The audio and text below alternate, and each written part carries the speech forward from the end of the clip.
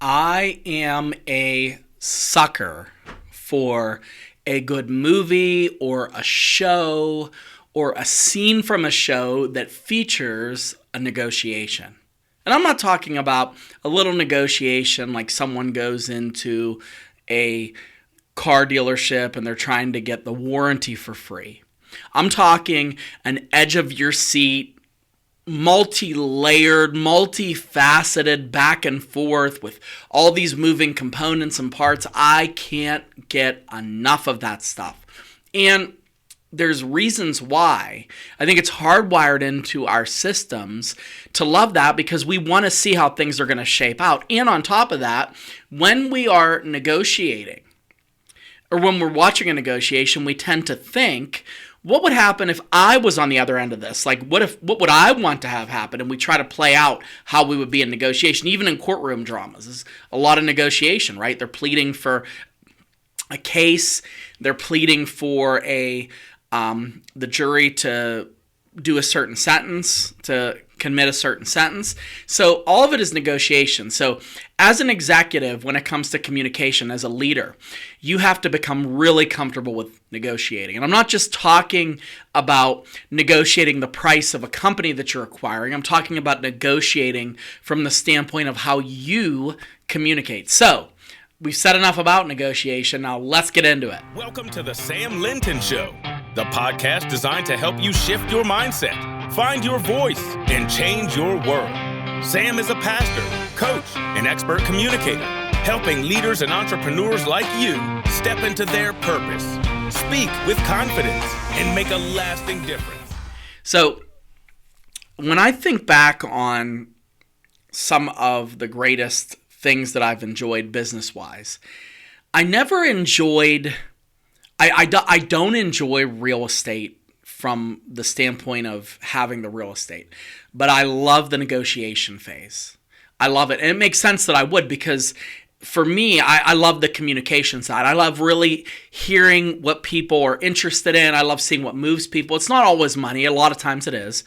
But when you're on the side of negotiation, whether you're trying to acquire a property or trying to sell a property, it's really interesting to get into the dynamic of human behavior and see what moves people. Well, if you're an executive, you have to know how to negotiate. And in order to negotiate well, you have to be good at the relational side of negotiation. And if you're an executive, if you're a leader of any kind, you are always negotiating. And I'm not talking again about acquisition per se. Sure, if that's what your business is, it might be acquisition, but you might be negotiating with your team about different things. You might be negotiating with a customer about, or a client, I should say, about the way things ought to play out. Negotiation, if you have a front-facing role, negotiation is a part of your leadership charisma. So how do we become better at negotiation? I'm going to share with you some things, some mindset shifts here, which is, of course, going to largely be what helps us the most, because it all starts here and how we process these things. And then we're going to move over to a framework for negotiation that is helpful. So let's start with the mindset. Let's start with what's going on between our ears. Number one, the mindset that has to change is we have to go from adversarial to strategic. From adversarial to strategic. When we negotiate, if we are entering into some sort of a negotiation or a back and forth, what will often happen is we will get married to a position. I need this price. I need this deal.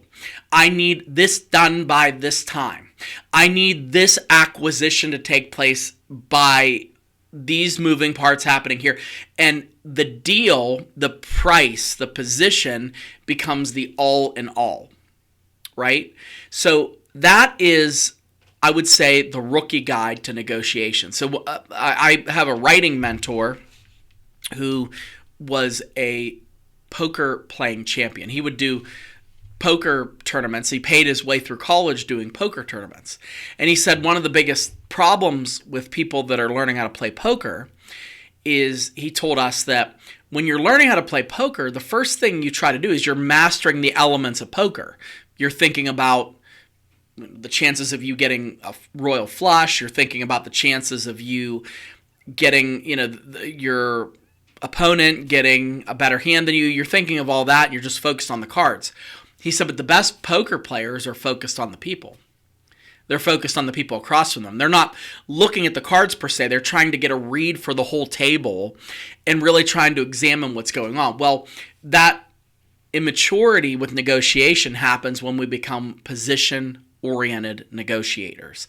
That we're trying to negotiate just based on what we want, what that thing is that we need. Instead, strong negotiators shift to interests. Well, what does this matter to this person? This is a layer deep. What matters to them? What do they care about? Are they concerned about money? Of course, most everybody is. But what part of the money? Are they concerned about the time that the money's delivered? Are they concerned about the installments? Are they concerned, what would move them? And once you break apart the position and start to examine the interests, your mind opens to a better way to approach negotiation. Another thing is you have to recognize that the best negotiators are amazing with clarity. So you have to focus on being clear, not just on, I want to get what I want, I need what I want, but instead the clarity around what it is that they're interested in. Okay, if I can figure out what makes them tick, I can figure out where their motives intersect with what I need in my position, so to speak, and trying to find that middle ground, trying to architect, if you will, what a win-win would look like. And I'm saying this from a standpoint as a business owner, as a Christian business leader. You want a win-win. You don't want to go in. Of course, you could watch shows like Succession, and you watch shows like that where Suits or whatever, where it's, what it is. It's like people that are cutthroat. I'm going to ruin your life. I'm going to screw you over. I'm going to do all those things. I believe that as an executive and as a leader, you should be aiming for a win-win. You want to negotiate in a way where you're trying to make them win while also winning yourself.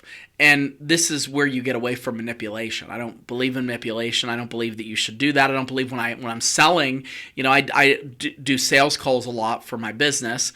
I don't like to manipulate people. I don't like to have these emotional highs in the call where I'm getting people to feel a certain way and I capitalize on that even if I don't think I can deliver. I will very, very specifically ask them a ton of questions because I genuinely want to know if our company can help them with what it is that they're doing.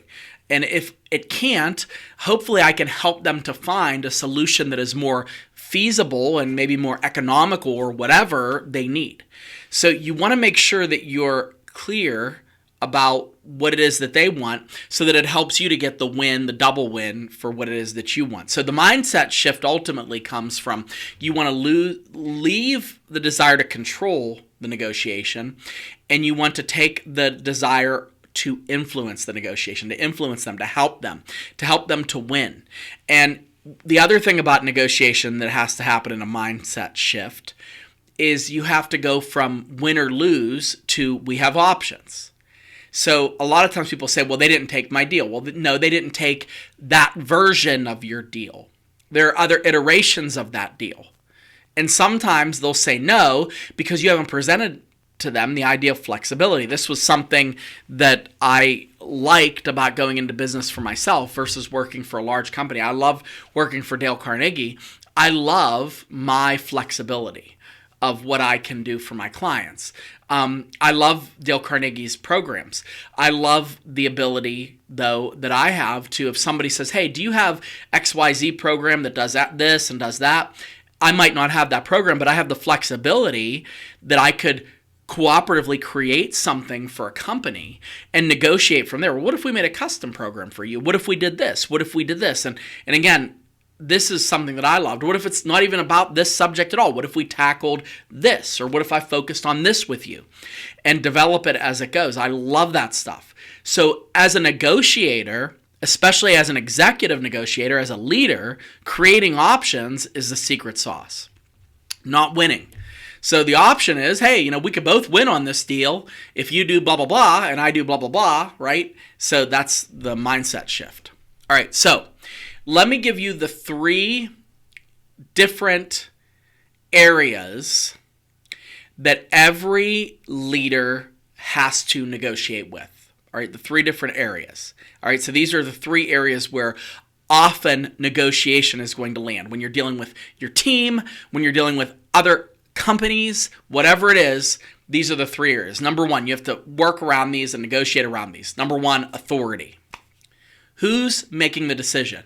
We could talk all day long about what you want, what you desire, but if you do not have the authoritative ability to pull the trigger on making a decision for this, it's a non-starter.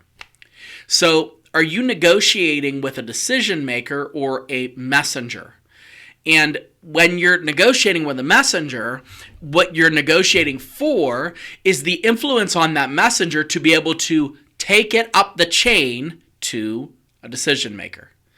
And executives, if you've been around the block long enough, this is where you have to start to recognize early on in the game that you might not be dealing with somebody that could actually make decisions. That's another reason for me, one of the reasons from a business standpoint, and I'm not telling you how to run your business, but I love working a lot of times with executive leaders because more often than not, they can make the decision. If you want to hire me, you make the decision immediately. It's a matter of who do I write the check to, or it's a matter of when do we start. An executive leader that has been leading for a long time typically has very little time between when they see something they want and when they pull the trigger on it. And that's super rewarding. But oftentimes what will happen is when we as leaders go in to negotiate, we don't realize that there's 3 or 4 layers up that we have to melt to get to the actual authority maker. So you have to look at authority and you have to negotiate with the authority. So, yeah, I know you want this program, Katrina, but tell me what Gwen from HR, the HR department, does she want the program? Does she think this is a viable option for your team?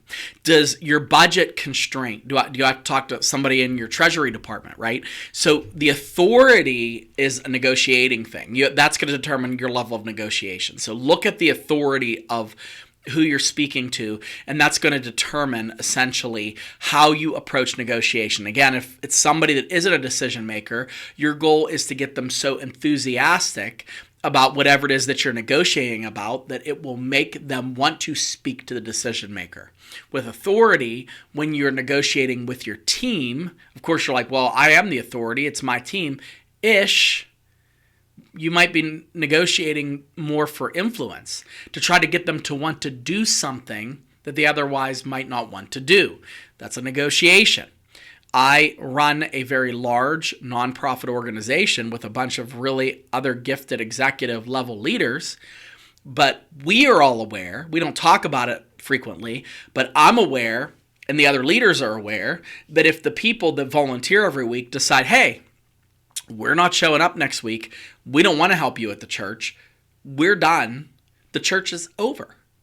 I'm not saying we wouldn't pull together something that is the best we can do, but we run that entire organization on volunteers and people that are leading of their own volition and people that have full-time jobs, and we only have a handful of full-time people employed at the church.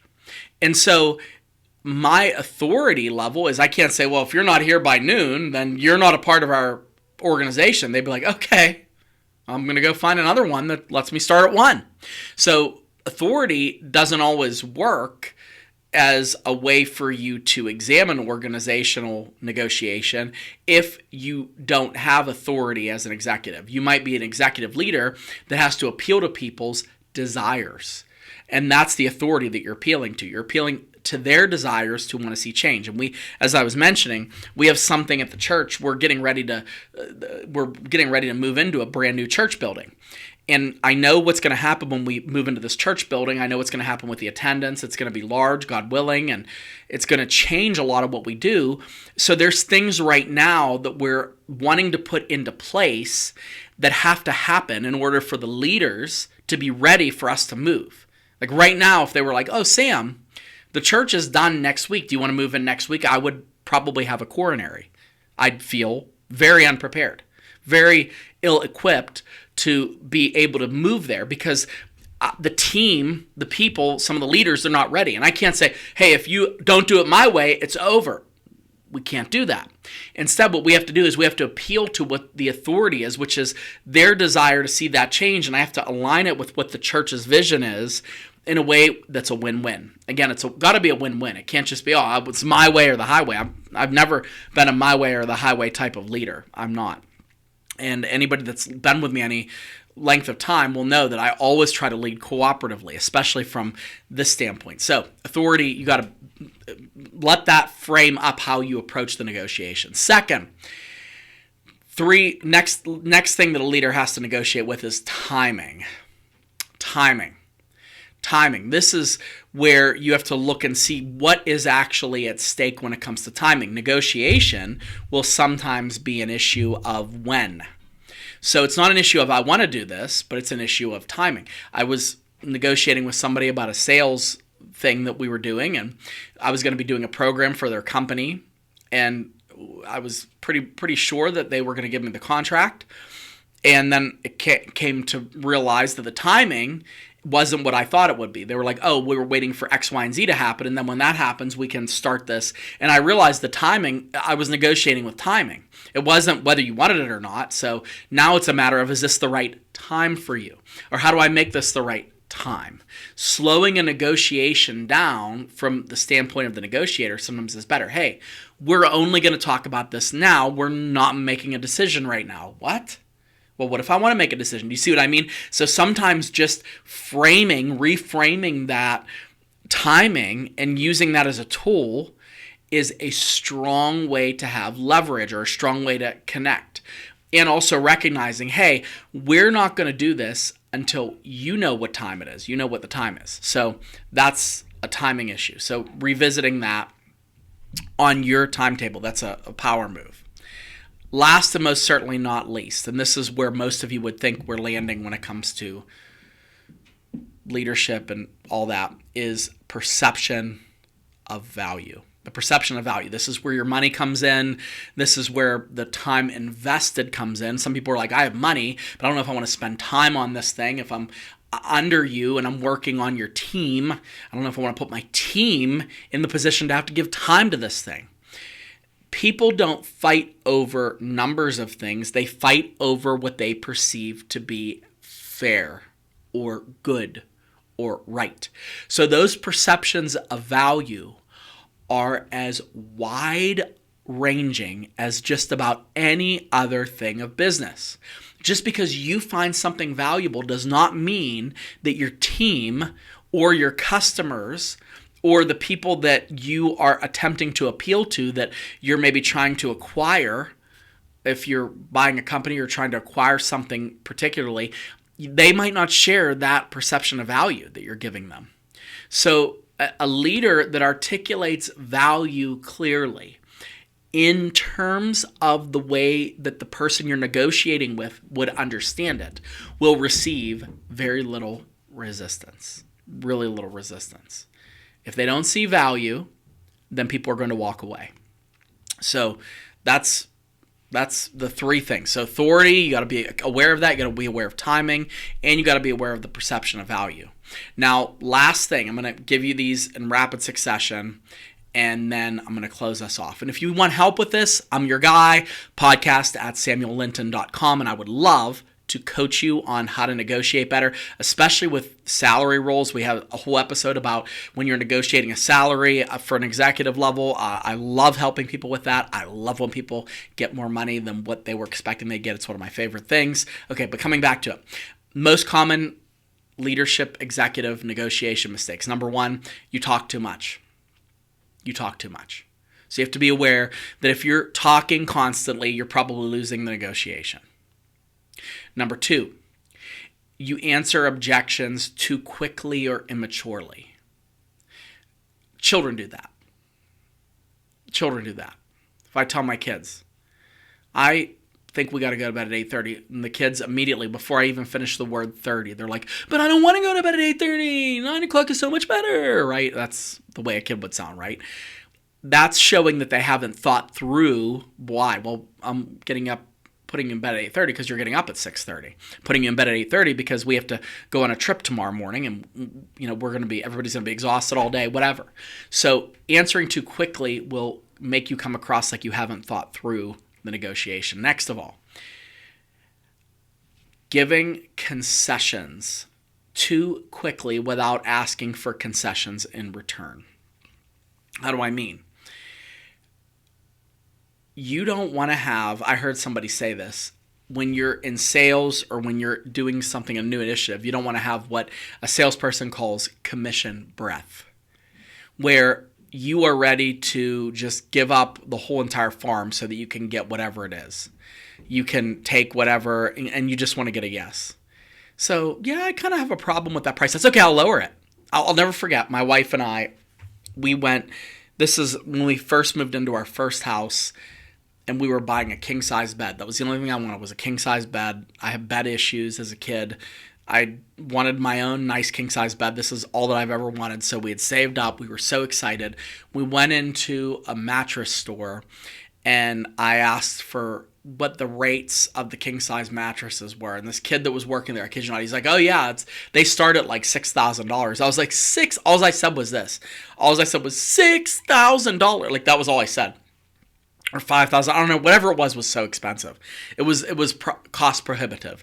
And all I said was, I repeated the number. He was like, well, we could probably do it for 4. Now, I hadn't even looked at a mat, like my butt hadn't even sat on a mattress yet at all. He didn't even know that I'd be interested in his mattress. And without anything, he gave up that position without saying, okay, well, we could do financing, or we could do this, or we could do, spoiler, I didn't buy the mattress. I went somewhere else that got it way cheaper. But my point is, the fact that he gave up so quickly showed me that it wasn't serious to begin with. It was just pie in the sky.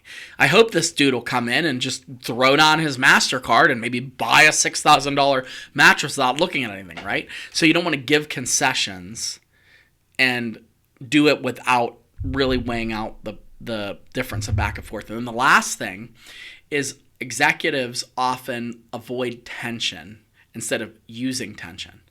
So it's okay to have tension. You don't have to be rude. You want that kind of tension in a negotiation to kind of set the tone, to set the stage, to set the standard. So when you do that, it helps you to negotiate better. So with that said, negotiate your way as a leader. Thank you for joining the Sam Linton Show. Shift your mindset, find your voice, change your world. We'll see you soon.